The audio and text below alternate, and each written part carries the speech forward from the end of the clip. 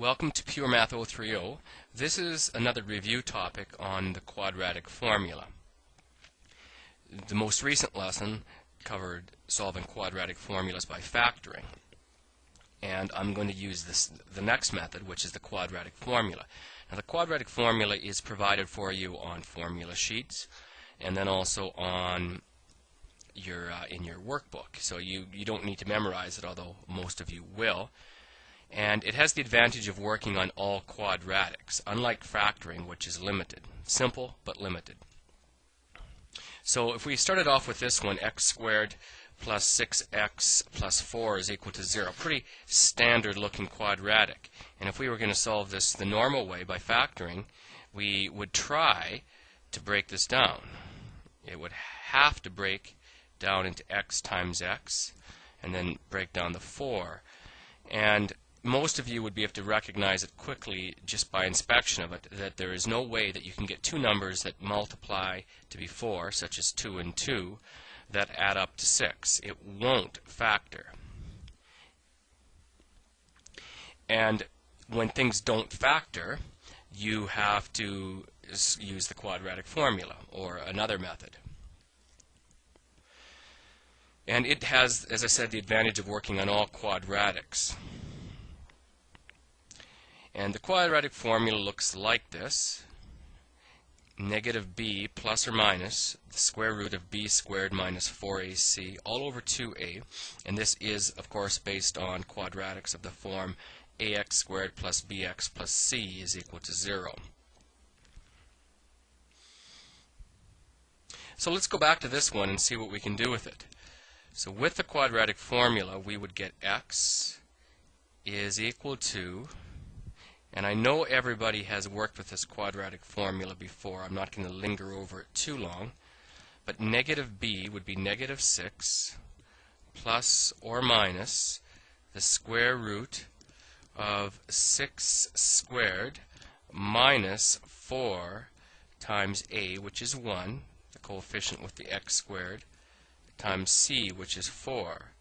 And then this is all over 2 times 1. Keep going, and x is equal to negative 6 plus or minus 36 minus 16 all over 2. And I will bring up a new screen and finish this one off. X is therefore equal to negative 6 plus or minus square root 20 over 2. 20 is not a perfect square. In fact, you might recognize that this is an irrational number, if you think back to number systems. And irrational numbers cannot be simplified to fractions or integers. And the tendency for most people is to work it out on their calculator and get an approximation. But what I'm going to encourage you to do is to express it as an exact value, which is as a radical in its simplest form. Most of the time, that's what you want. You need to follow the instructions of the question, though, because some questions will ask you to decimalize it. But if they do not, then we keep it as an exact value. And root 20, in case you haven't worked with radicals for a while, would simplify. I'll do this in 2 steps. I'm going to take the root 20 off to the side, and then I'm going to put it back into the equation. We break it into square root 4 times square root 5. So we look for a perfect square that is a factor of 20. That would be 4. And then this becomes 2 square root 5. And then we go on. Negative 6 plus or minus 2 root 5 all over 2. And then x is equal to something else. We can go further still. You see, this 2 on the denominator, we can divide each of the terms by 2. Now, that denominator belongs to both terms on top, so you just can't cherry pick and divide the 2 into the 6 and leave it. You have to divide it into each of the terms. Actually, what you're doing is you're factoring the 2 out on top and then dividing it out. But most people will bypass that. They'll divide the 6 by 2, giving them -3, and then plus or minus the 2 root 5 divided by 2. The radical does not divide in. It's only the multiplier outside of that. So we get -3 plus or minus square root 5. And this is the exact value. And that's very important because many of the questions you're going to get will ask for exact values.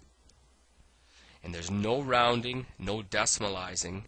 It's kept as an irrational number in its simplest form. Let's go on to the next question. And you're asked to solve the following using the quadratic formula. And here we do need to write them as exact values in simplest form. And I'll look at 2. 2x squared minus x minus 6. Now, this one might factor or it might not. I'm not going to spend any time on the factoring. Rather, I'll go straight to the quadratic formula. Now, you would normally write out the formula, but I've just got it there in front of me, so I'm not going to bother. Be careful with the b value because it's -1, -1x. So -1, -1 is +1 plus or minus the square root of -1 squared minus 4 times a, which is 2, times c, which is -6. And then this is all over 2a, which is 2 times 2.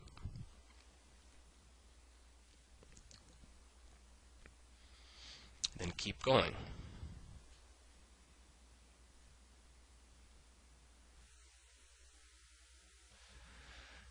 You get 1 plus or minus. Be careful under the radical because it's easy to make sign errors because this would be -1 squared, which is +1. So then, and also, 4 times 2 times 6 is 48. And that's minus -48, so it becomes plus 48. And then 2 times 2 is 4.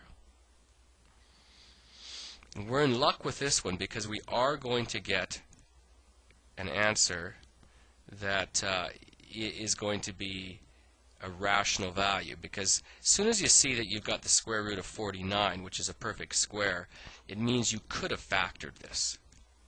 But no big deal.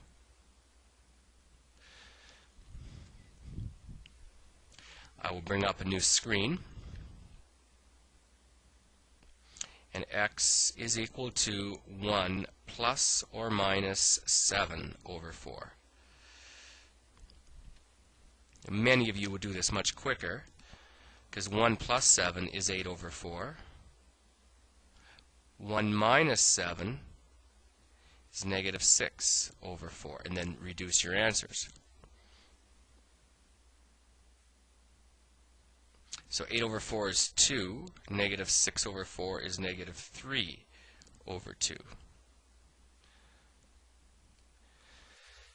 So it works even though it was a factorable expression. Case like that on an exam or wherever you ran into it, I would recommend factoring. I would recommend, in fact, that you try to factor every quadratic. Spend a minute or so seeing if you can do that. And if it doesn't factor, then go on to the quadratic formula. Now this next one, it looks innocent enough. I will again go into the quadratic formula immediately.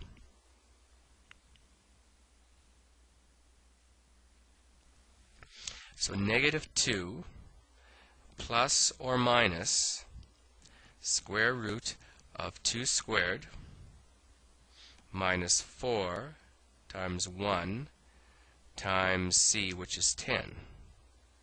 And this is all over 2 times 1.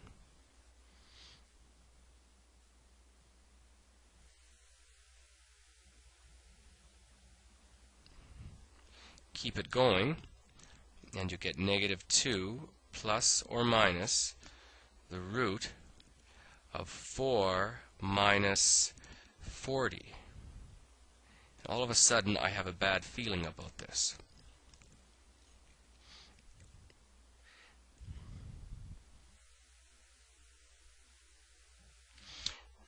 Negative 2 plus or minus square root of negative 36 over 2. Now here's the problem.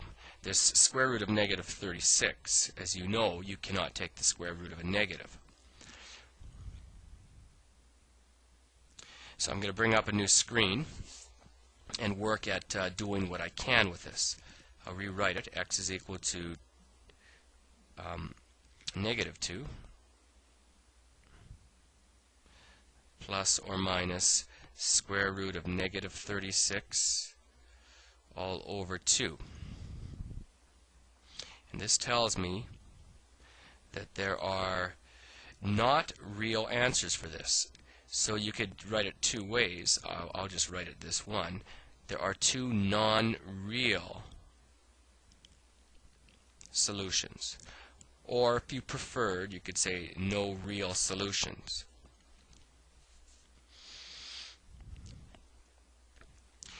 And it would mean that, and this is sort of a foreshadowing of the next lesson, that there are no x-intercepts for that quadratic function. So when you get that down to the square root of a negative number, you can go no further than to indicate that there's no real solutions for it. So that takes care of this lesson. Thank you for your time.